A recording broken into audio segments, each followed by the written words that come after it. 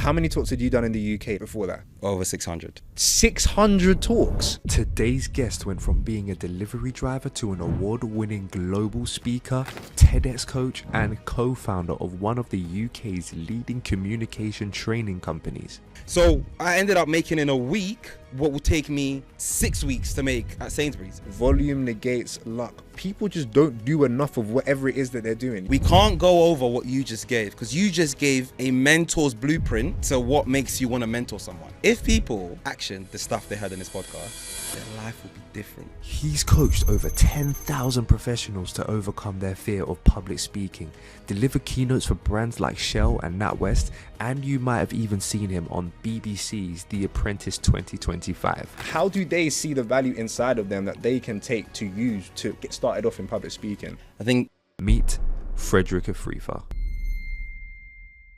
In this episode, we speak about how to actually get into public speaking, how to become a public speaker, and how to make money from it too. Not just that, but we also speak about finding what makes you, getting access to mentors, and all of the steps that it takes to be able to become an effective public speaker. Tune in for this episode because you don't want to miss it. All right? Speak soon. So, Fred, talk to me about public speaking. Where do we get started? public speaking isn't what people think it is. Okay. Often when people think about becoming a public speaker, they think one person just going on stage talking about their life. Whereas in my opinion, every public speaker is an expert who gets paid to speak on their expertise. And that's how people should see public speaking. Okay. So why is it that you see public speaking that way?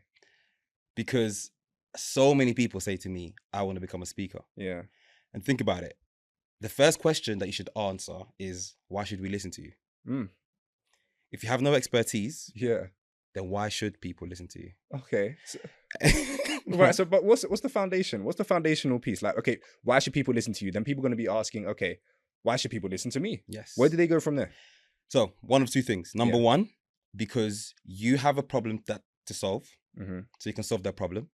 And you can solve the problem because you've lived that situation. You've been through a certain situation that they're about to go through, so you can help them. Okay. For example, when I go into schools, I speak about my time in school, Right. my time as a 16-year-old, and I give them the advice I wish I had when I was 16, Because it's relatable. because it's absolutely relatable. Okay.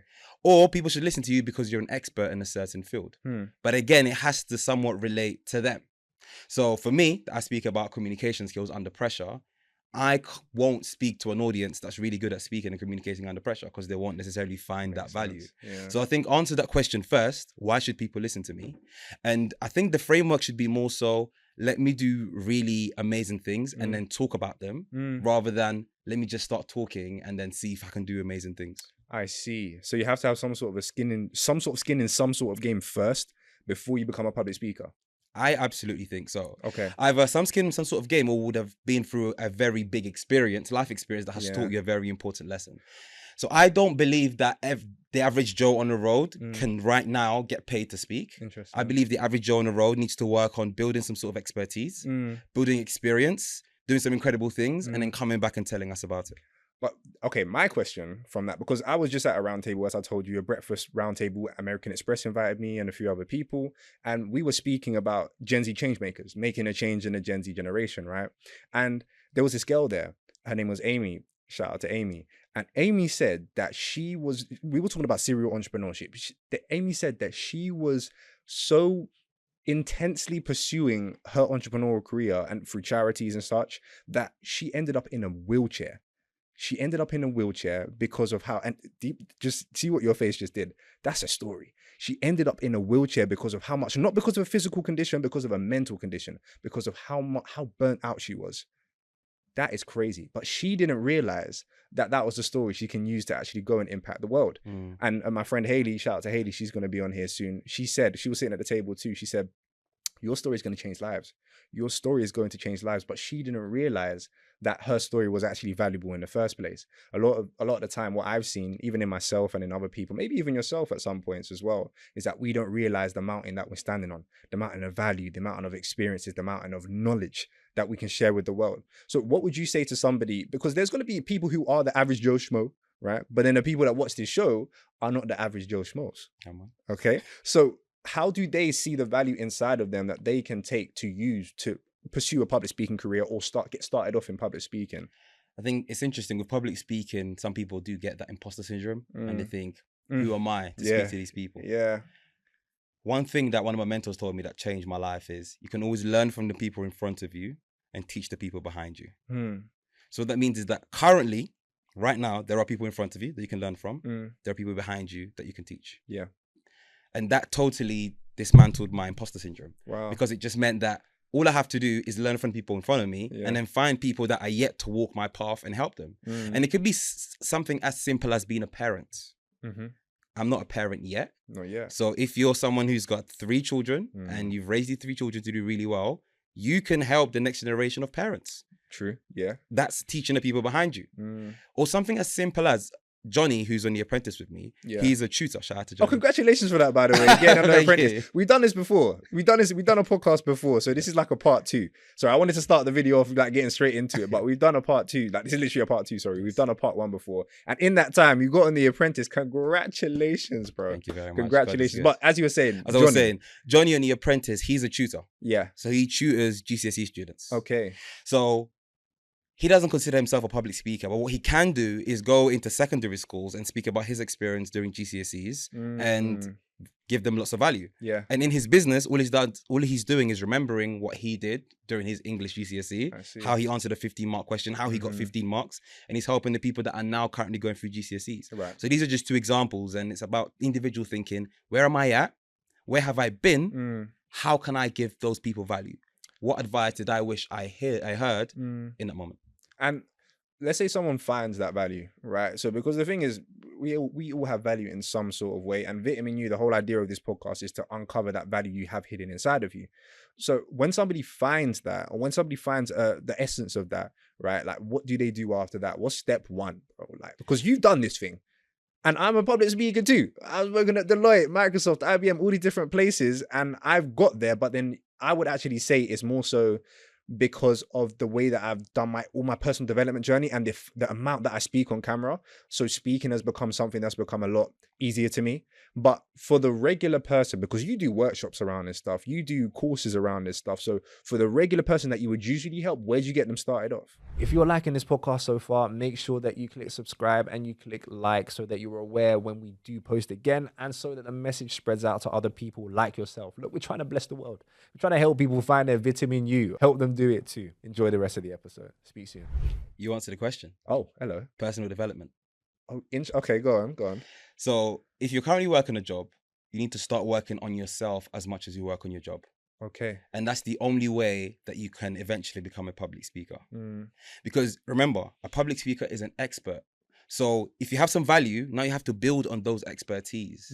You have to think about the steps that you took to get there. You have to start doing research. You have to start working on your communication skills. Yeah. That's literally personal development. Yeah. You work on yourself. The last thing you want to do, I've said this previously, the last thing you want to do is get a great opportunity in public speaking and not be ready for it and tarnish your reputation. So what you want to do before you hit the stage is actually just develop your mind, develop your skill set so that when you're in front of an audience, you can do what you have to do. That's good. That is very good. Okay, cool. So personal development is number 1. Yes. Making sure that you develop yourself personally, that Absolutely. self-improvement and such, and just getting to know yourself and getting to know what you're good at, I assume. So actually, let's go a little bit deeper on that and not keep it surface level. Yeah, let's do So it. in terms of personal development, number 1, identify what you're really good at. Identify what needs working. Strengthen your strengths and then work on your weaknesses. How do you identify what you're really good at? Ask your friends. Ask your family. Often, Les Brown says you can't see the picture when you're in the frame. Whew. So it's about finding someone that can look at the frame and be like, these are the things that you're really good at. Yeah. Or ask yourself, what do people keep asking me help on? Okay. Most likely, if you have friends, there is a certain question or a certain topic that your friends keep coming to you for. Yeah. That's the stuff that you're pretty good at. And that's a prerequisite. You got to have friends first. If you don't have those, go to your family member, all right? And if you don't have your family, go to your co-workers. There are always going to be somebody or some people in your environment that you can go to ask these type of questions. Absolutely. And one thing I've actually got my students to do, because I run podcasting coaching, so I help people to start their podcasts and stuff like this. And one thing I get my students to do all the time, I'm actually doing this with a student right now, is a Life 360. Have you heard about Life 360? No. So I would actually recommend people to do this. And if you're interested in this, leave a comment below, like say Life 360, and I'll drop the link for this document that I give to my students, right? And I'll give it to you guys for free.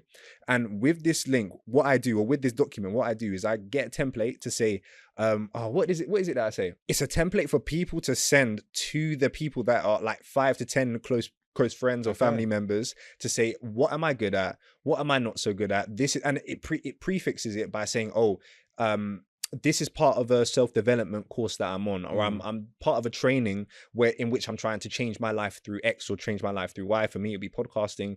For you, it might be public speaking. But my trainer told me to do these things, or to ask my closest friends and family these things. And it would say to ask, okay, what are my strengths? What are my weaknesses? What do you think that I am very, very good at? Like, what do you think that I'm great at speaking about, for example, for podcasting? And then your help in this will be very, very appreciated, or very much appreciated. Thank you, signed by their name. And then when you send this out to your people, you're able to see the picture while you are still inside the frame, because they're able to paint it for you. Right. So that's why I would recommend to do a Live 360. So important. And I think a lot of people come to me and they say, I don't know what I'm good at. And I list 3-4 things and they think, I didn't think so. Yeah. And something as simple as speaking. Yeah. Some people think, can I make money from speaking? And I remember I just Googled, can you make money from speaking? And Google said, yes. You can be a radio host. Okay. You can start a podcast. You can become a speaker. Yeah. And I thought, that's when I was in my delivery driver. And then I kind of explored all three. And then speaking is what I ended up sticking on. So your thing could be, you're really good at taking pictures. Your thing could be, I'm really good at taking videos. Really? Yeah, I actually used to be a photographer. No way. Yeah, that's how I got started in all of this. Wow. So that's why you're good with the cameras. Yeah, I was talking about shutter speeds and white balance and such. Love that. Yeah, that's why. So some people are really good at taking pictures. Some people are really good at taking videos. So different people have different skill sets naturally. And maybe you're the person that when you're around friends, they're like, yo, come and take a picture of us, because they know you're really good at taking pictures. Yeah. You didn't even realize, this might be something that I have potentially got a thing in. What would you say that I'm good at? From how much you know about me, what would you say that I'm good at? A few things. I'll say that you are very good at communicating. Thank you. I feel like you have a very analytical mind. So you're very good at making very complex things very simple and just breaking them down into simple steps. Interesting. And I think that's something that can really help you across the board, especially in entrepreneurship. Thank you very much. See, this, ask your friends. Ask your friends. I thought that about myself, but it's nice to have the confirmation of, like the analytical mind and such from the people around me. Absolutely. But okay, so that's step one. Yes. Personal development. And then step two, I guess, would have been to ask the people around you, what are you good at? Identify your strengths and weaknesses. Absolutely. Talk to us about step three. Step three is about understanding that this is not easy. So the Apprentice aired 3 weeks ago. Okay. And I've had about minimum of 5 consultations a week where I give people 15 minutes of my time and I tell them about how to become speakers. Wow. I've spoken to about 20 people in 3 weeks. One person has done anything about it. Were these free consultations as well? Free consultations. So because I want to be the person I say I am, so I give people 15 free minutes of my time to give them some advice. And then it's up to you. Can you give my audience I'll give your audience 15 minutes for free. Then it's up to you to do what you want to do with that. You're welcome. I've given you 15 minutes. Yeah. After that, if you do nothing, that's up to you. It's up to you. Yeah. And honestly, and I start the calls by saying this. I'm like, look, I've spoken to 10 people this week. They've done nothing about it. But what do you want? What do you want help with? Talk to me, man. What do you want? This is what you should do. And nothing is done because people assume. People see me, Haley, you speak on stages, getting thousands of pounds for our services, and think, oh, I want to be a speaker because it's easy. But it is not easy. And it's a grind, it's a hustle, especially when you first start. Once you've been doing it for a while, it's a bit of a snowball effect where the snowball just get bigger and bigger, and then you're kind of doing it downhill. But at the beginning, to gain momentum is the hardest thing ever.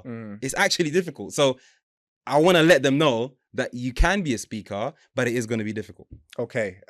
So we've understood this now. That it's going to be difficult. Like most things in life, if you want something good, sometimes it's going to take some sort of a grit. No, most of the time it will take some sort of grit and work to get through to get it right. And it's just like digging for gold. It is hard to dig for gold. I've never done it personally, but I understand it is hard to get into a gold mine and all that kind of stuff. That is why it's such a big market, right? And that's why it's such a big industry. And it's the same thing for digging for whatever it is that you want to dig for, right? And for yourself, public speaking, and you've got there. So after that step 3, cool.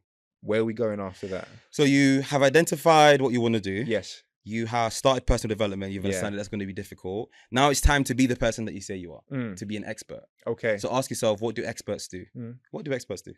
Experts, they... wasn't I was not expecting it to give it. Okay, experts, I guess they show their expertise. Boom. I'm getting quizzed. Experts, they show their expertise. They operate in whatever it is that they're in, like the industry that they're in. And those two are okay. Okay, cool. So they demonstrate their expertise. Like right there. That was crazy. They demonstrate their expertise, which is visibility. Okay. Yes. And they do the thing that they say they do, which is knowledge. Yes, or the speaking part of it. Not even the speaking part of it. Okay. The action part of it. Talk me through because that. if your topic is podcasting. Yes, great topic. You have to do podcasts. Yes. Hey. You understand? Yeah. If your topic is overcoming adversity, you have to regularly put yourself in situations where you have to overcome adversity. Like, what's that guy's name? The who's gonna carry the boats? David Goggins. David Goggins. That's what he does. That stuff. Yeah. If he's going to go on stage and talk to people about overcoming adversity, be the best versions of themselves, he has to do that before speaking even comes into it. That's a good point. So the first thing is you do the thing that you say you're going to do. So you pick your topic. You do the thing. So if you say you help people with their GCSEs, do that. Okay. You say you help people with podcasting, do that. Do the podcast. You say you help people with communication skills, do that. Communicate. Then success is good work plus visibility. Say that again. Good work is success is good work plus visibility. Wow. Often people just do the good work and then they get frustrated because they're not seeing the success and they're not making progress. Good work alone isn't good enough. Visibility aligned with good work is what brings you success. So then you have to show your expertise. You have to demonstrate your expertise. So you have to use social media channels, as many as possible. Find the ones that resonate with you. You have to make your clients know that you exist. There are a number of people that if you're doing good work, your clients will happily work with you if only they knew you existed. So then we go into a whole different ball game where when you are a speaker, you are a business owner, whether you like it or not, because it's sales and marketing. Yes. You have to put yourself in front of these clients. Okay. Now, I'm going to talk about how I got my Las Vegas gig. Amazing. So I wanted to get Talking America. Okay. So I try to observe. Oh, sorry. Before you say that, before you get into America, how many talks had you done in the UK, like ballpark, before that? Over 600. 600 talks? Over 600 talks in the UK before I went to America. Sorry, you see my... I did not know that. 600 talks in the UK? Over 600. Goodness gracious. But this is what we're talking about, getting reps in. Getting reps in and really having that knowledge and really applying that and getting that visibility. And then let's talk about Las Vegas. So how did I get to... So I got paid thousands of pounds to go to Las Vegas and speak for 45 minutes. So I observed the conferences in America and I noticed that most of the speakers that were getting booked, if not all the speakers, belonged to speaking agencies. Interesting. And I found that when I would copy and paste their names onto Google, they would be on many different speaking agencies. But some were constants. So there was a specific speaking agency called Unique Speaking Bureau. And they kept supplying speakers to American speaking conferences. USB. So then what did I do? I reached out to USB. Hey, this is what I do. I've done 600 talks in the UK. This is what I speak about. I'd love to hear from you guys. They didn't reply. So what did I do? I followed up. Didn't reply. So what did I do? I went on the internet. I found the managing director. I connected with him on LinkedIn. God. Yeah. He connected with me. Yes. I messaged him. He didn't reply. Now, every single gig that I'm doing, I'm posting it on LinkedIn. Yeah. After a few months, he's starting to like certain ones. The managing director. The managing director of the whole company. Not even the person who deals with getting speakers in. Okay. So then I'm thinking maybe managing director is too brazy. Let me go to this. Oh, as in like what? It's a bit too high up. So let me try and reach the speaking liaison officer. Okay. Her name is Kathy. Shout out to Kathy. Shout out to Kathy. I reach out to Kathy on LinkedIn. She connects with me. She replies to me. I said, look, I've been emailing the organization for some time. She said, send me an email on this email. She gave me her private email. Oh, right. A couple of weeks later, I'm on the USB website. 6 months later, they said, hey, there's a conference in Las Vegas, Frederick. Kathy, expect an email from me soon. There's a conference in Las Vegas, Frederick. Do you want to come? Right. No brainer. Yeah. So I say this to say that this is what getting speaking opportunities is like. Every opportunity I've had, let me not say every, 80% of the speaking opportunities that I've had to make these people aware that I exist. Interesting. And it's not necessarily just social media. It's social media plus intentional outreach. Intentional outreach. So most of my gigs are from email campaigns. Sent by you. Sent by me. Interesting. I found a software Yeah. called Yesware. They should give me some sponsorship. Yeah. So Should be Yesware. some affiliates. And then I went on this when I was doing schools exclusively. Okay. And then I went on the Gov website. .gov. .gov. Okay. The government website. On the government website, there is a list of every single school in the country by borough. I've gone on it took me hours. Right. But I literally got every single school in the country's email address and put it onto the software and bombarded them with emails. Right. You're going to know who I am. Bombarded them with emails. Yeah. Some of them said, remove me from your mailing list immediately. Hey, how did that make you feel? For 1 second, upset. Okay, naturally. And then it is what it is. It is what it is. Because then there are others that would be like, what are your rates? Let's have a call. And then through that, that's how I got the majority of my school gigs. Interesting. Through email marketing campaigns. Wow. So a lot of these schools had no idea I existed. So I say this to say that if you truly want to do this, no matter, unless you're a celebrity speaker, you need to make your clients aware that you exist. Right. And that's a huge part of doing anything in a speaking game. That's so interesting because that's exactly, well, not exactly, but that's mainly the way that I've done it through speaking. Many of you may know that I used to run a podcast called Purpose Led, and Fred was actually on an episode of Purpose Led. That's where we did the first episode. I'll link it in the description below. And it was through that that we got the opportunity to speak at different places, different big companies, at universities across the UK. And from that has led to me speaking in even more places, at even bigger stages, at the UK Creative Fest, at all these different types of places. And I'm getting invites to speak at other places as well. God willing, I'll be international this year. Watch this space. Yeah, maybe after I speak to Kathy as well. Watch this space. And it's all come from us making ourselves public and me making... That's the reason. Public speaker. You have to be public in order to be a speaker. Publicize yourself. Public speaker. And it's similarly to the word extraordinary. If you're a public speaker, you have to be extraordinary. What does that mean? Extraordinary. What does that mean? So you can't do what everyone else does. You have to think outside of the box. You have to be extra. And it's funny because now that I'm doing okay, the things that get celebrated, like, oh my goodness, you're doing great things, were the things that were laughed at a while ago. And people will be like, oh, you're so extra. And now it's like, that extraness has helped me to get there. Or people are like, oh, you're still doing that? You're still doing speaking? Why didn't you go? And now it's like, you were so resilient. Well done. Those same things that people were laughing at me for or ridiculing me for are the same things that get celebrated now. Crazy. It's only crazy until it works. It's only weird until it works. It's only funny until it works. But guess who's laughing now? Laugh. Guess who's laughing now? But that's mad. Okay. See, I'm starting to piece it all together. Of course, I've done it myself, but then now I'm able to look back at my journey to see, okay, so these are the different fundamental points in it. Like, these are the different checkpoints. So, okay, for the people that are watching right now, once you've done all of this, right? So you've identified different things about yourself, which is great, which is not so great and such. You know what to improve on, personal development, understanding what you want to speak about as well, and starting to do outreach. And even before that outreach, how does somebody build their speaking profile? Like, do people do free speaking gigs before, or like, what do people usually do after that? And that happens via the outreach. So I definitely encourage people all the time to do a bunch of free speaking opportunities. Similarly to what you said, the best way to actually get booked to speak is by speaking. That's the best way. So by getting on stage. Don't see it as you're doing a free gig. See it as you're advertising yourself. I like that. Because that's exactly what you're doing. You're advertising yourself and you're practicing. Yes. So for the first 24 months, first 2 years of you speaking, I think you just see it as your learning phase. And then year 2, year 3 onwards, you can see it as your earning phase. Oh. If you get paid in your learning phase, then you're getting paid to learn. That's good.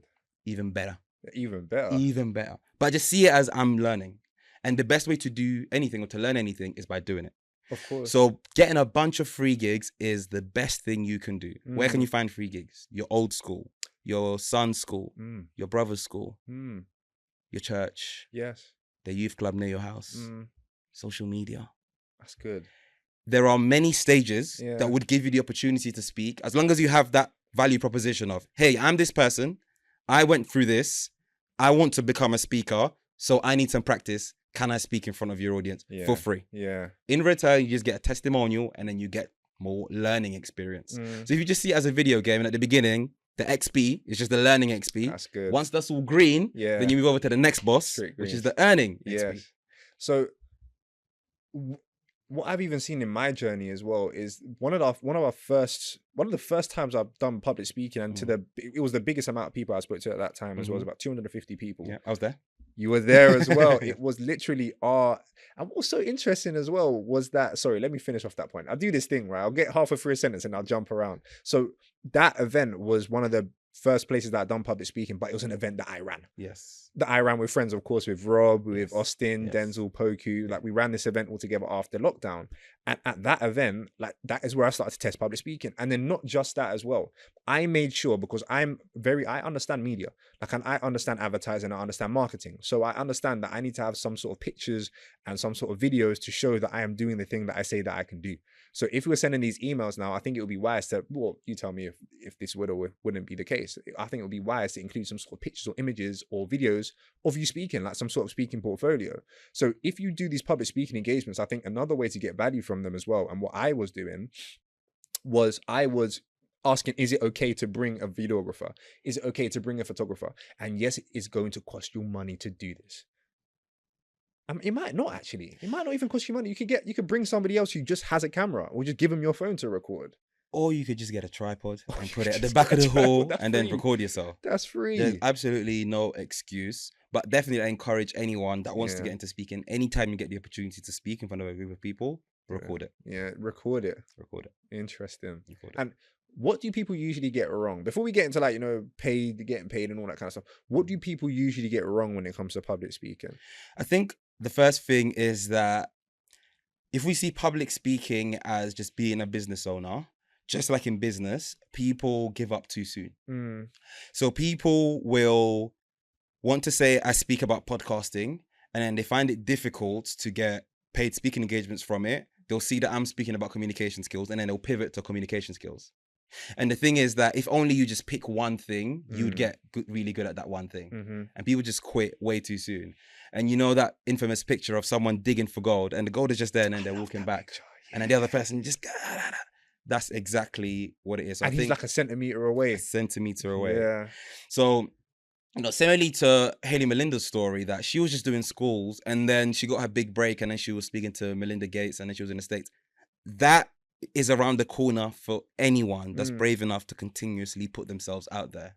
So the first mistake that people make is that they give up too soon, whether they give up on speaking or they give up on their topic and expertise. Because I think you could speak about anything that people find valuable and get paid a lot of money for it. But you just need to do it for long enough to truly be an expert, and then for long enough to truly be visible for people to book you. So I think that's the main mistake that people make when it comes to speaking and communicating. And then generally just not understanding that you have to do cool things and then talk about those cool things. If you had just started podcasting and you didn't have a podcast that was in the top 5% and you had done 2 episodes and then you gave up, no one would want to listen to you about podcasting. And that's the truth. Yeah. If I hadn't gone from being a delivery driver to now being on The Apprentice and hadn't gone on this crazy story, no one would want to listen to me. If Hayley hadn't gone through her situation, no one would want to listen to her. So it's about seeing the speaking thing as more of a secondary thing. Right. Do incredible things first. Do amazing things first. Yeah. And then come back and tell us about it. Interesting. And what would you recommend for people? How can people even go and do amazing things? Because we say do amazing things, do big things, right? Do big things. Shout out to the brand, believe in greatness.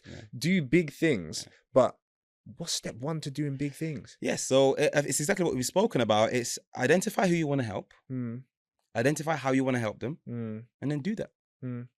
So if you are a busy mother who works in a corporate environment and you want to help busy mums or upcoming mums that work in a corporate environment, do that.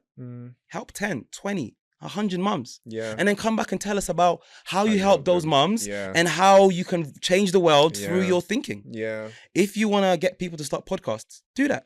Help 1, 2, 3, 100 people start a podcast. Yeah. One of those people then becomes a great success. You can talk about how podcasting can take you from where you are now to where you want to go. Exactly what I've done. That's exactly what it does. So it's just about be the person that you say you are. Do the thing that you say you do.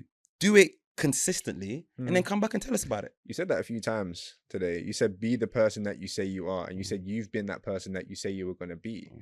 And one question I like to ask people on my podcast, and this ain't an interview, this is a conversation. But at the end of the day, we're asking, you even asked me a question earlier on as well. What differentiates you?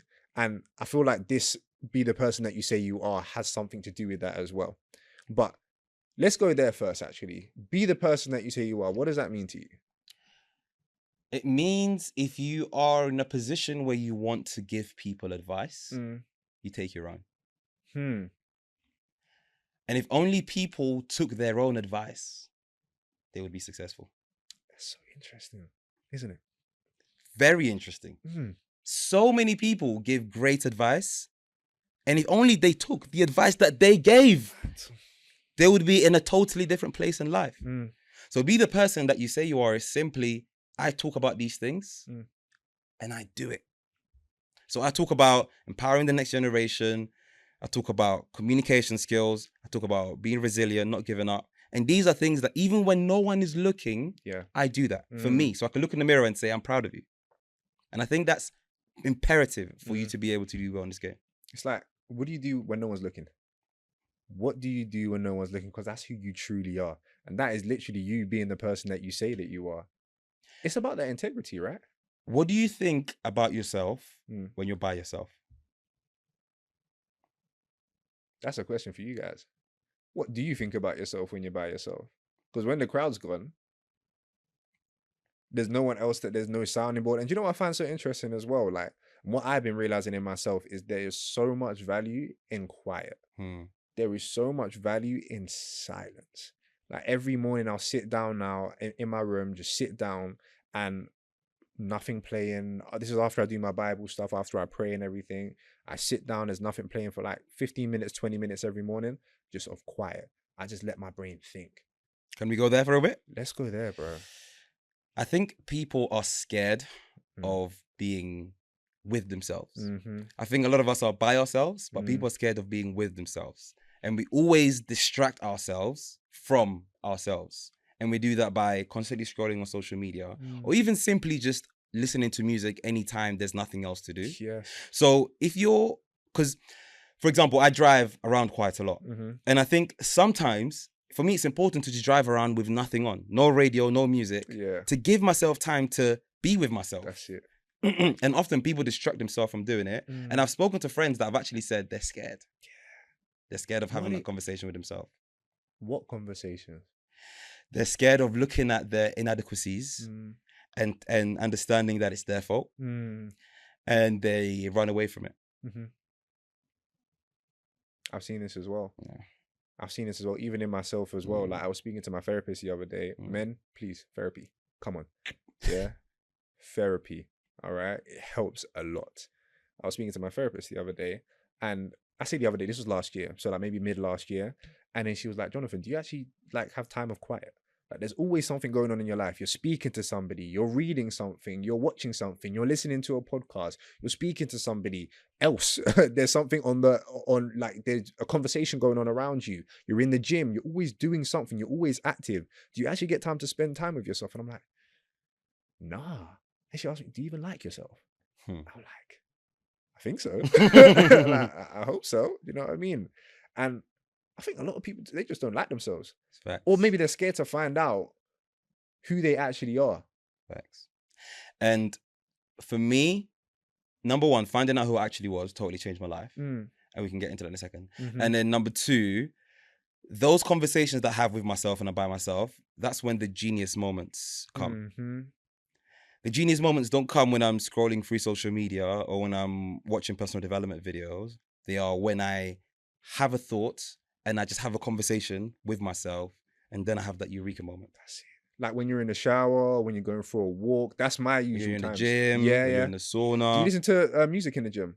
I sometimes do. I sometimes don't. Yeah, okay. Just depends. Okay. So those are the times that you have these types of eureka moments. Absolutely. When I have those type of... So sometimes it's when I'm cooking. Sometimes it's when I'm in the shower. Okay. Sometimes it's when I'm training. So, yeah. But what I found is that I get those eureka moments when there are no distractions. And you were talking about just previously about finding yourself. What was that like? Oh, I think it was finding yourself. Is that what you just said? Yeah, absolutely. When I figured out who I was, Figuring out who you were. things changed for me because it was now just about being that person. So when you don't know who you are, it's incredibly difficult to navigate anything because you're scattered. You look at what everyone else is doing and it looks like it's going well. So then you end up doing that thing as well. But you don't realize that's not your lane. And then you do it for a while and then it doesn't really work. And then you're like, then you try something else. And it can get really frustrating. Or you find yourself in a situation like a corporate job that you don't like and you too scared to get out of that situation and then you're miserable. Because you just don't really know who you are. And it's something as simple as a good friend of mine works a corporate job. He hates it, as some people do. And I say to him, bro, you love football. You love working with young people. To me, the logic is there. Sense. Yeah, it's right. The logic is there. Yeah. There are so many opportunities for you to work with young people within football. You will never feel like you're working a day in your life. Yeah. But he's scared. Obviously, it's a scary step. He's scared of making that step. But that's what I mean by knowing who you are. Because when you know who you are, you can put these things together. Wait, I enjoy this. I love doing that. Yeah. Let me put these together and build a career. Look, I've changed my whole life through podcasting. I used to not have a network. I didn't have a business before. I used to work the job that I didn't necessarily like. People didn't know me as a speaker. I didn't have a personal brand, but my whole life has changed ever since we grew our first podcast, which was a top 5% most shared. We got millions of social impressions online and people coming up to me in public asking me, are you this person? I said, yes, I am. And it all came through a podcast. Now, if you want to do something similar and build your own podcast, then click on the link down below to book a call with myself or my team, and we can speak about getting you started with your own podcast. Whether you want us to handle it for you or you want me to teach you how to do it, we can do it both ways. Speak to you soon. And then you have that confirmation of the people that you've asked in the Life 360 to say, oh, you're good at doing this. You're good at communication. You're good at speaking with young people. You're great at teaching. Like you have a real big passion for football. You always get passionate when you speak about football. And you're hearing all these different things and you're like, hold on a minute. And you start to put together that picture in the frame. And you start to get a clear perspective. I think it's clarity. Clarity is something that we are all lacking. Well, let me speak for myself. Yeah. Clarity is something that I tend to lack quite a bit. Absolutely. And I guess the difficult thing with clarity is that when you're in uncharted territory, you don't know what you're doing. Yes, because it's uncharted. Because it's uncharted. Yeah. So it's about taking one step at a time, but it's about having clarity in who you are as a person and not necessarily in the path that it will take you to get there. Because the path, we don't know. And if people are waiting for clarity in the path, they'll just be waiting. That's it. And waiting. They'll just be waiting. Yeah. So, but it's about having the clarity in who you are, who you want to be, and then just having the faith, if you're a person of God, or just believing in yourself and the universe that you'll be able to get there, taking one step at a time. But bringing it back to public speaking, a great example would be this mate of mine. His public speaking thing could be if he helped academy players have the resilience to then become professionals, because when he was in an academy, he didn't have a resilience and he ended up working a corporate job. That could be his thing. That's his story. That could be his thing. He helps young sports people have the resilience to make it professional. And he'll get booked all around the world in different sporting institutions to be able to do that. Wow. And that's what I mean by the speaking thing is secondary. He's the person that he says he is. He helps thousands of young professionals thousands of young athletes become professional, and then he'll get asked to speak on his expertise because he does this all the time. He's an expert. He's a genius in his world. Yes. That's Tell us about it. Yeah. Wow. I believe that's how the speaking game should work. Okay, and take me back just a little bit as well, because this might help people, because we're understanding speaking now from a different lens, and I hope you're understanding. This is a whole masterclass. All right, I hope you're understanding. We're understanding speaking from a different lens, but let's apply this to your life. Cool. And let's look at your timeline. So you went from being a delivery driver to, and you were an athlete at the time as well, or was it after? Before. So you were an athlete before that, a very fast runner as well. I am not trying to test you. All right, I'm not trying to test you. Some people are. I bet I can run fast. Some people are. You know the guys that, I bet I can run. Bro, come on. I bet I can run faster than you. When this guy's been training professionally anyway. So you were an athlete, then you became a delivery driver during COVID? Yeah. And then after that, what happened? When I was driving in my delivery van, I started listening to Jim Rohn and Les Brown. Okay, right. The And OGs. I'd have super long shifts. Okay. 7-hour shifts. Okay. Getting paid £9 an hour. Right. Not my lunch. So I'm getting paid 6 times 9 is 56. Whatever that is, yeah. So yeah, I was making X amount of money a day, Yeah. and I was driving a delivery van and thought, yeah, I can't do this. And then Jim Ron and Les Brown said, you're currently sitting on the mountain of value, similar to what you said. Interesting. And I started to think about my life, and I was like, what have I done? I don't know what I've done. And then I realized that my career in athletics was a demonstration of resilience. Because it took me 7 years to even get a first professional contract. Wow. And I have so much respect for anyone who does athletics, especially track and field, especially sprinters, because you have to overcome adversity all the time. All the time. You learn about delayed gratification because you put in all this training, you don't even know if it's going to work. So that's why I think that business is easier than athletics. Really? 100%. Because with business, you can find repeatable systems where, okay, if I do this, I get that. Yeah.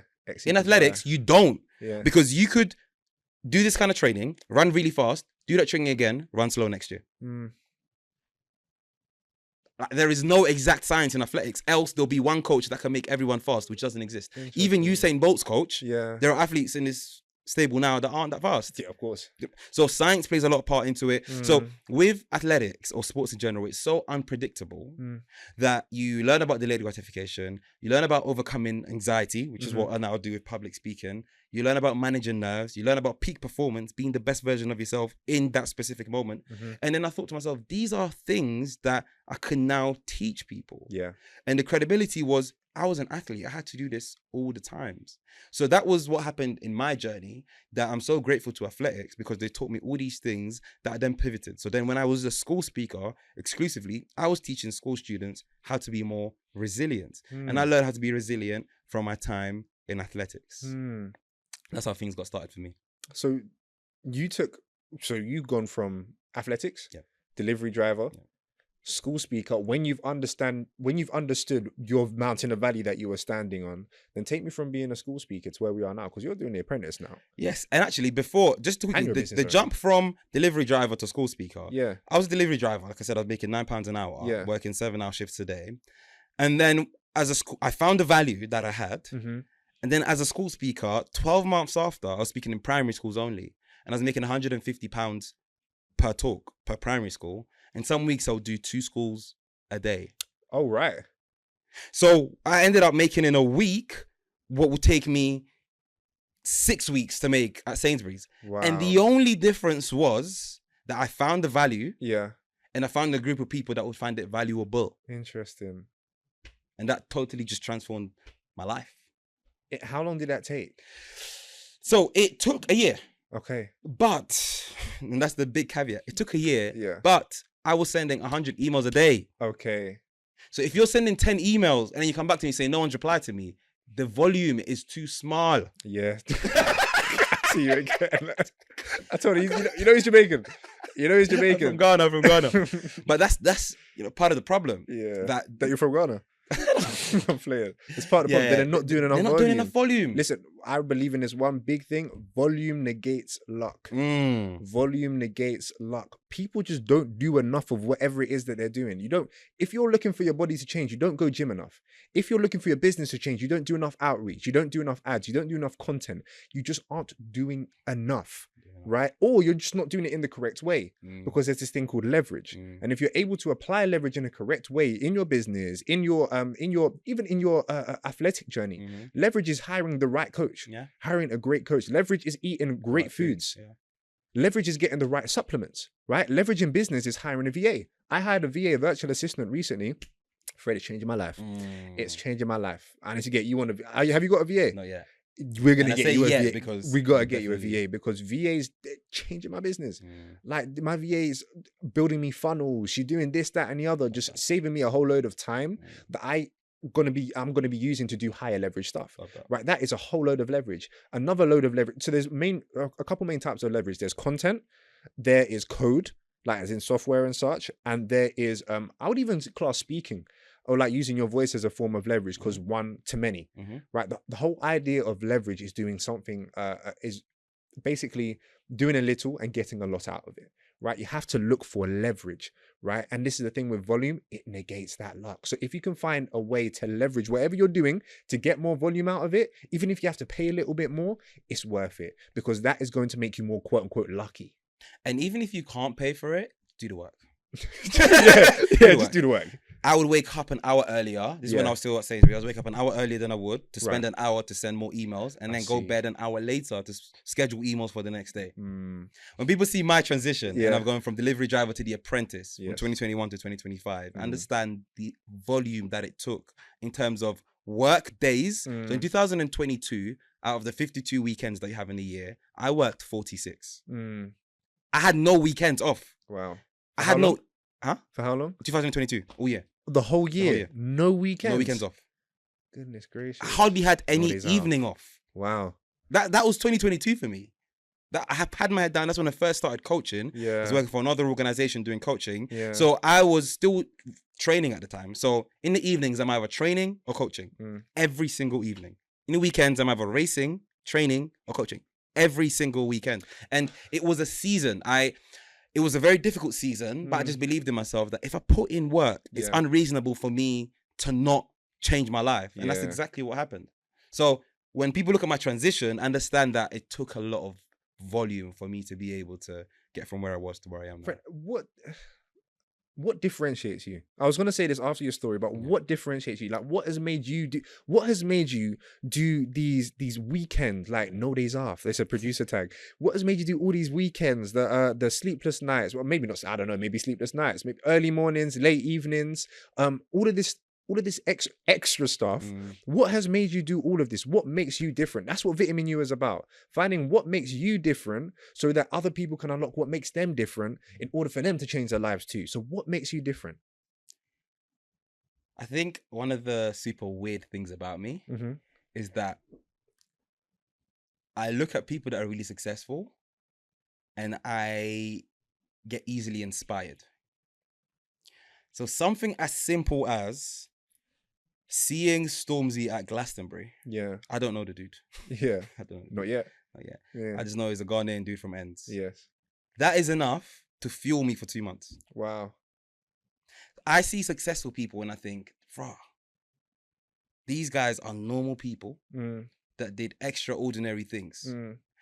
So then I try and reverse engineer what got them to the stage. And through the research, I see that every single successful person I've ever looked into had my 2022. Had a phase in their life when it was grinding, dark, working, dark. I don't even know if this is going to work out. Dog work.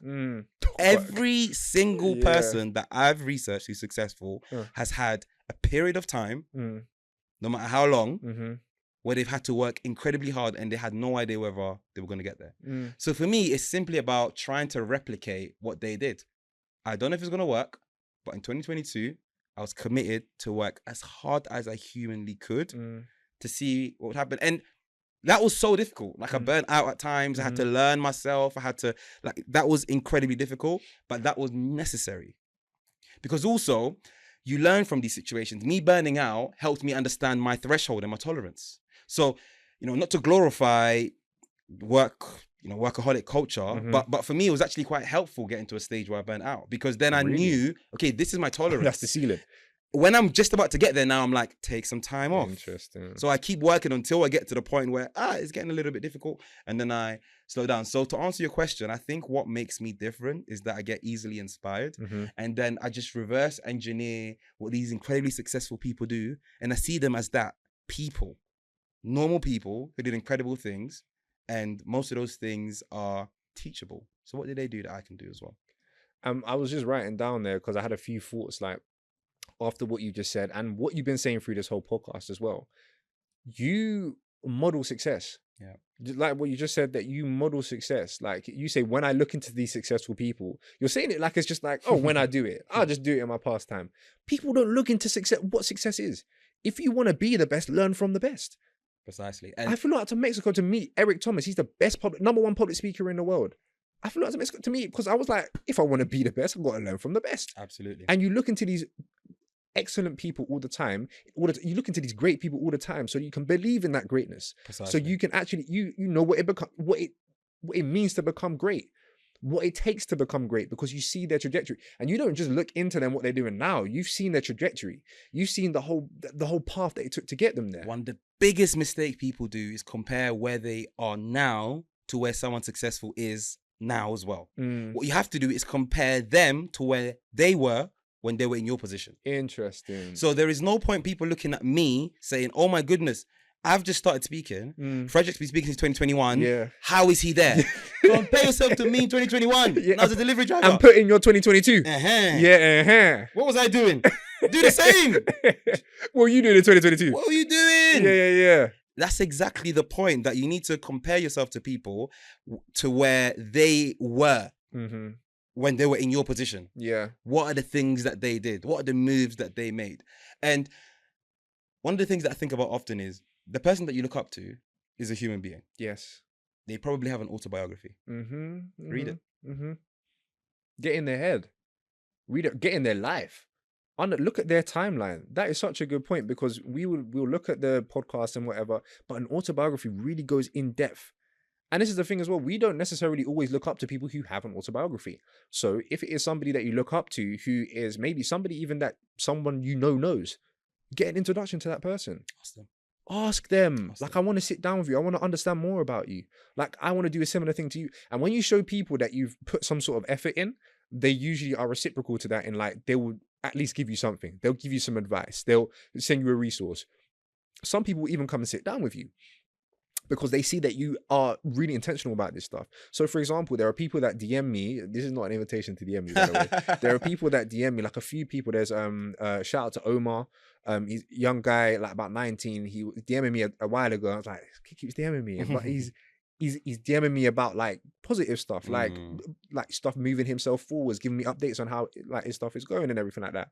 Even before that, I think he was just saying that he liked what we were doing. And then I started to speak to him more and more and more. And now we built a relationship where we speak on a regular basis, and I'm his mentor and he's my mentee because he kept reaching out to me. The resilience kept reaching out to me because I would like to say somebody he looked up to, I would think, and he kept reaching out to me. So I gave him the time of day. And I like to give people like that my energy, people who I see are actually actively doing stuff and they're actually trying.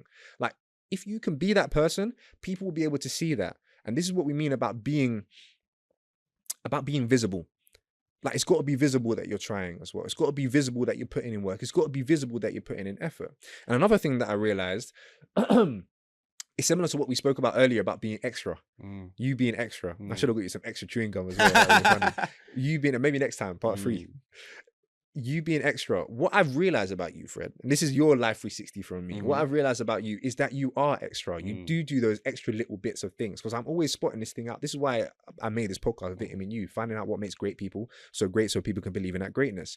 And with you, what you tend to do is, even for example, we were speaking the other day about, an opportunity that we saw come up, and we were like, we're both in the same community, private community, and you saw an opportunity. We both saw the same opportunity come up, and then what you did is you actually made sure that you not even set an alarm. You wrote the email to release when the opportunity became available, as soon as it became available, and I was like, why don't I do that? And also, not just that as well, you come to places early.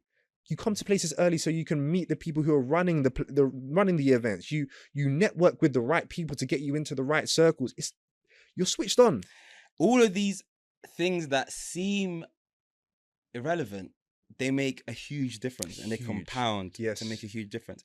Another thing, when people look at my journey and I think, how did he do it in 4 or 5 years, is mentors. We spoke about mentors. I'm going to tell you a story, because what you just gave, which is so powerful, is the blueprint from a mentor's point of view, what makes you want to mentor people, take on mentees. So I went to this event, Professional Speaking Association, PSA. The event was £150, and I thought, okay, let me give it a go. Let's go. And that was quite a lot of money for me, especially at the time. I went to this event, and a gentleman called... Sorry, was this in the delivery driver day? No, this is my primary school speaking era. Okay, so this is primary school era. So I'm making £150 per school. I'm like, this is basically a school. Okay, right. Okay, that's kind of how I'm seeing it. I'm like, let me do an extra school that will pay for this. Yeah. So my primary school era, I'm only doing primary schools at the time, making £150. I go to this event, PSA, and Roger is speaking. Okay. And he's just giving us free game. He's like, be the I say free game. Expensive game. Game, yeah. And he's given us all his expertise. He's been in the game for 40 years. Wow. He said, do this, do this, do this, do that. This is how I get my clients. This is what I do. I'm like, okay, cool. It all sounded very high level, but I thought I would love to be mentored by this guy. Me being my extra self, I thought I'm going to do exactly what he advised us to do. Which only one of the 20 people that you spoke to have done, by the way. One of the 20 people. One of the 20 people. I did exactly. And I did it quickly. Sharp. Speed is important. It is. I actually got my highest paying gig as a result of the things he told me to do. Wow. At the time, Shout out 150 to was my Roger. thing. Yeah. I got a 250 gig. Okay. Okay. So I sent him an email. I said, Roger, I just closed the 250 gig. Thanks to you. Thank you. No reply. Okay. He's a busy man. Of course. Then I got a £400 gig. Come on. Roger, you helped me get £400. Thank you. Roger that. He replied. Aha. So that's incredible, Frederick. Well done. Keep going. That's the email. 3 months later, Roger, £500. Yeah. He said, let's meet in London. Let's go for a coffee. He said to He go said, for coffee. let's meet in London. Let's go for a coffee. I'm at this hotel this day. Come. After you being extra for three times. No, not even 3 times. You were extra before this because you actually did what he said to do, which most people don't. Because I went to the event. You went to the event in the first went to place, the event. paid 150, which is equates to us you doing a school, and then you also followed up with him. Well, you took Did the action on thing. the advice. Took action. You followed up with him. You said, "Look, I just booked an event, 250, gassed." No reply. Next one, followed up with him, 400. No reply. Next one, no, keep it up. Next one, 500. Was it? And the 500, yeah, that's the one. 500. He said, come for a coffee. Come for a coffee. That's you being extra 5 times, bro. Honestly. And that was over months. That was over months. Month to month to month. And the mistake people make is they don't even go to the event in the first place. They go to the event, they don't take the advice. Or they gassed. They're, woo, yeah, woo, Snapping the event, woo, that's it. Yeah. They don't actually action the advice. If they action the advice, they don't tell the person. If they tell the person, they don't follow up. Can you see the steps? So at this point, I'm having coffee with Roger, and he has helped me so much. I'm currently on an agency called AAE, All American Speakers. Another agency. Another agency. How many agencies are you with? A number of agencies. But we'll talk. I can definitely help you out. And this is the good thing about a podcast. Exactly, you get to meet some great people. Nah, so yeah, on AAE, basically my fee on there, which I've done a couple gigs through them, is between $5,000 to $10,000. Lovely. And that's all because of Roger. There is no way. Wow. There's no way. That happened. I'll be an AAE without Roger. Wow. And now he's a mentor of mine. He's coming to my wedding.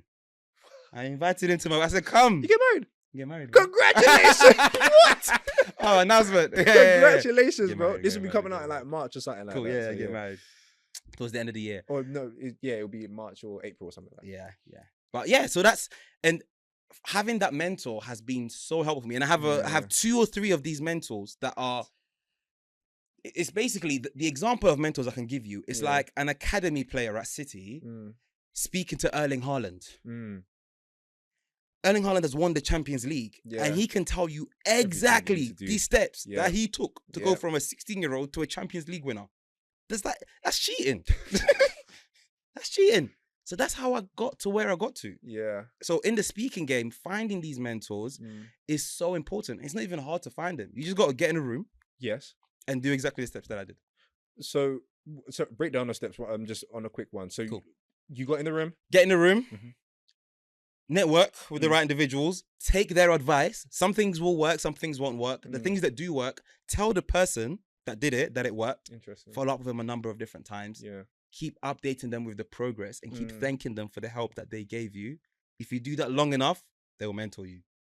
If it doesn't work, shout me. It will work. It will work. Do you pay any of your mentors that you're working with at the moment? I actually don't, but I'm not opposed to it. Okay. And also, I feel like I paid them inadvertently because I always met them in rooms that were expensive.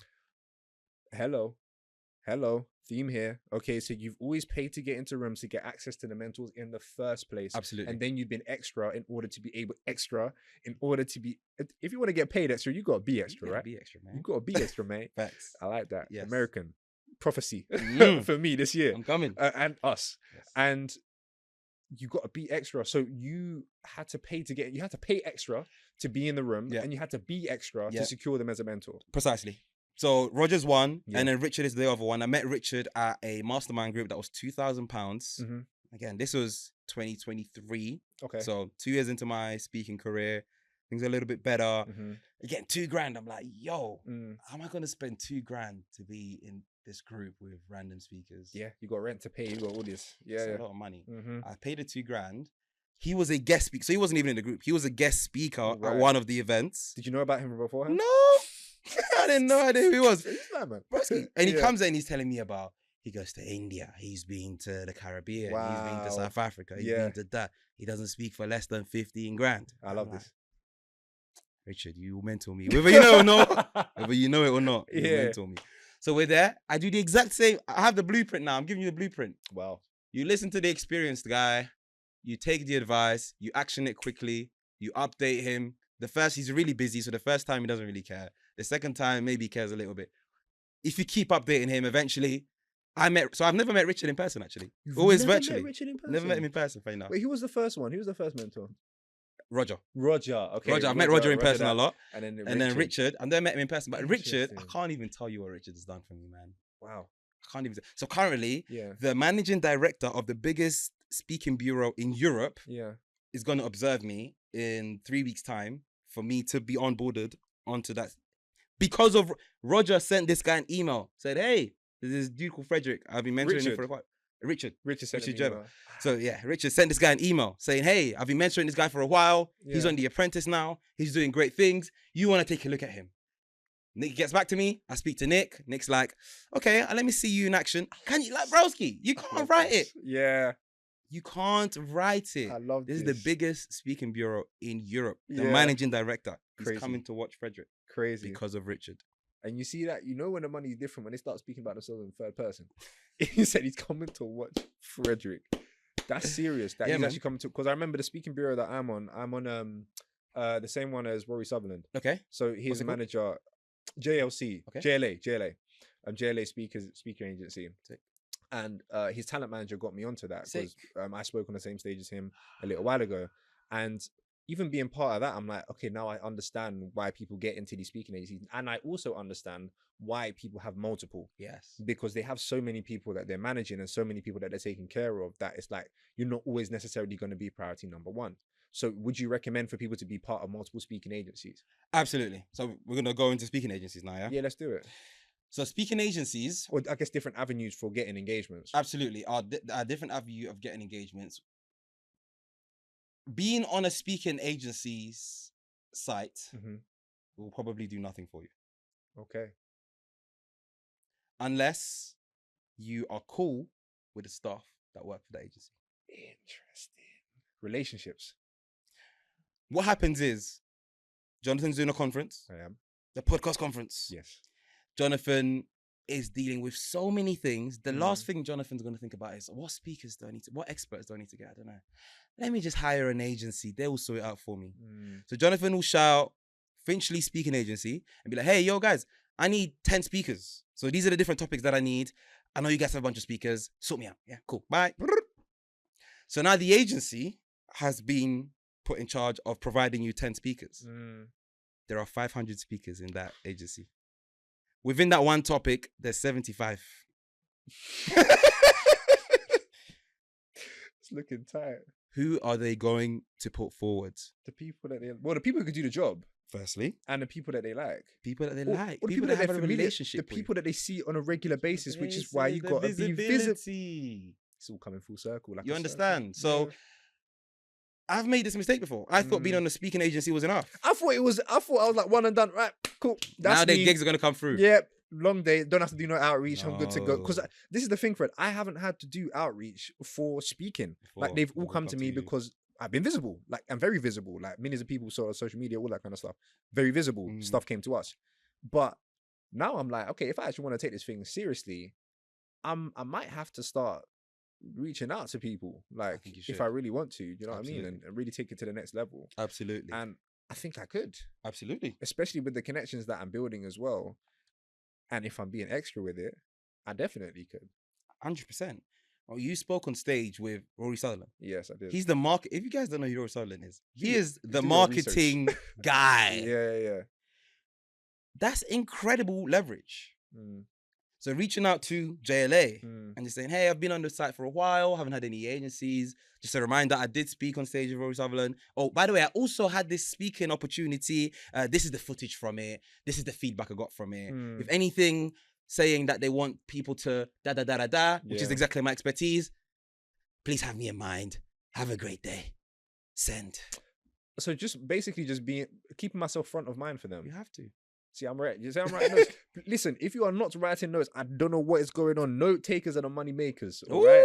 You like that one? I like it. I like it too. Note takers are the money makers. Remember to write your notes, okay? And when you write your notes, put whatever notes you've written in the comment section so it can help somebody else. And so you can come back to this video and see the notes that you made. When you watch this back, you'll be able to see how much you've grown. Trust me. I love that. So being on a speaking bureau isn't enough. You need to try and build relationships with them. If you find that you're not getting any gigs from them, put yourself front of mind. Same thing that you would do with mentors and you're updating them of your progress. Do the exact same thing with your speaking bureaus. Interesting. Tell them about all the great things that you're doing. Yeah. Update your site. Yeah. If you've had the same speaking bureau for a couple of years and you haven't updated them of all of the new things you've achieved, you're sleeping. Yeah. They don't know. So that's example. As soon as I got on the Apprentice, every agency that I'm on, I'm like, hey guys, they're gonna know. They're gonna find out. Add it. Yeah. Add it to your thing. Yeah. So that's exactly how the speaking agency thing works. I think you want to have. I think the more you have, the better. Unless some speaking agencies work with individuals exclusively. Mm-hmm. So the super high end ones will be like, look, we have got exclusivity. We're just gonna work with you.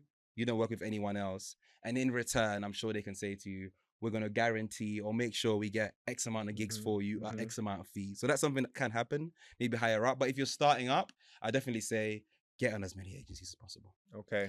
If you want to find agencies, which will be the next question, Google the speaker that you look up to, look at the agencies they're on, and then just email them. Interesting. That's what I did.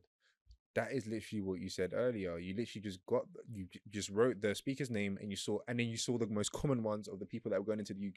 This is what I mean about being extra, bro. Broski. This is what I mean about being extra. That's what changed my life, broski. Wow. It is. So I would Google, so even like Roger, I Googled Roger Harrop and I'm like, okay, cool. Hey guys, I know Roger Harrop. He's on your site. I'm Frederick. This is what I do. And not all of them will have you on, but you increase your probability by just doing that. The law of averages. So just Google my name. Yeah. And just reach out to those people. Google his name. Yes. Reach out to his people. Take it from there. And this is the thing. Most of you won't do that.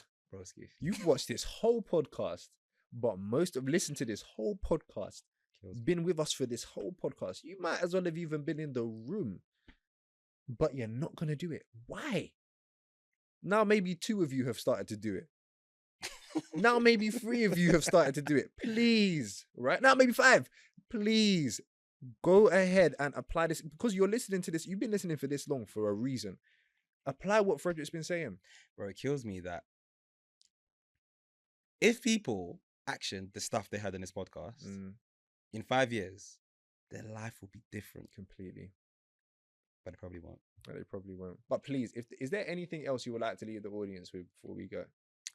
What I'd like to leave the audience with is the idea that that version of yourself that you dream about, it's you. It's just you 2.0. And I say this because when I first navigated this personal development space, I just thought I totally had to change as a person. And I'm pretty much the same person, but I'm just the same person with different beliefs. I'm the same person with different skill sets. And I'm just the 2.0 version of myself. And upgrading myself, my skill sets, upgraded my life. Wow. So to the listeners, if you want to upgrade your life, upgrade yourself, upgrade your skill sets. And as a byproduct, your life will change. Yes. I like that. As a byproduct, your life will change. Byproduct. Well, you heard it here first. Or maybe it weren't first, but you heard it here. You definitely heard it here. And bruv, even just before we end as well, please, is there any way that people can work with you? Because I'm sure there are people here that are how do I get started? How do I get started? Is there any way that people can work with you? Yes, there are a couple of different ways that people can work with me. So I'd say if you're a total beginner, then I suggest that you get my School Speakers Blueprint. I think school speaking is a great training ground for upcoming speakers. because there are over 16,000 schools around the country. Mm-hmm. There are new students every single year. So it's a great opportunity for you to practice, earn money, and make an impact. Nice. My School Speakers Blueprint gives you everything you need to know, from creating a talk that schools would want you to deliver to their students, Mm-hmm.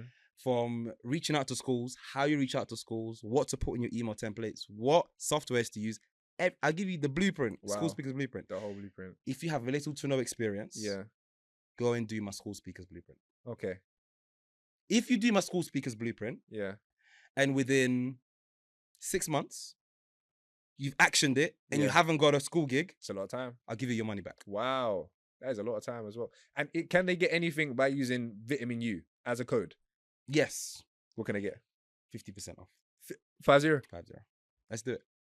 50. you heard the man. Let's do it. You heard the I man. wanna help. 50% off, yeah? Look, 50% off. use the code vitamin U, get 50% off. Who says I don't help you guys? All right? I've given you the blueprint, guys. We've given you the blueprint, the masterclass. And matter of fact, we're giving you the masterclass. Frederick's giving you the blueprint, and you're getting 50% off. And I know most of you still ain't going to do it. Anywho, so what are the other ways to work? That's if you have little to no experience. If you have little to know. Now, if you are an experienced business owner, Nice. if you are already a coach, Mm-hmm. if you're already established in an industry Mm-hmm. and you want another revenue stream, then I can work with you on a one-to-one basis for you to make speaking that revenue stream for you.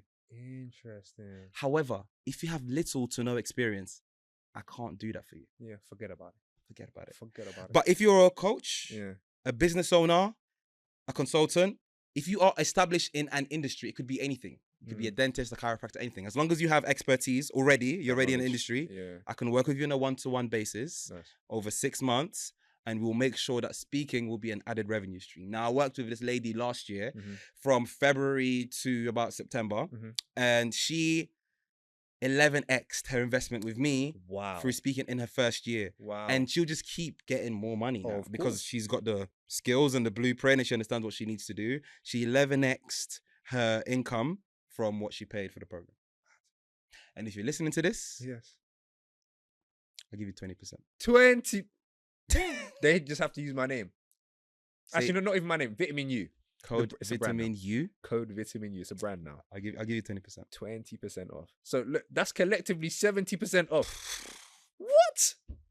Forget about it. Actually, don't forget about it. Go and do it. All right. So please, people, if you are listening to this, which you are, because you're hearing my words that I'm saying right now, the words that are coming out of my mouth, you're hearing them. Go and have a look at Fred's links. They're going to be in the description below, or DM Fred as well. I'm sure that he'll be able to send you information too if you prefer to do it that way. And guys, please give Fred a follow and keep watching this podcast because it's going to change your life. Speak soon and God bless. Bye.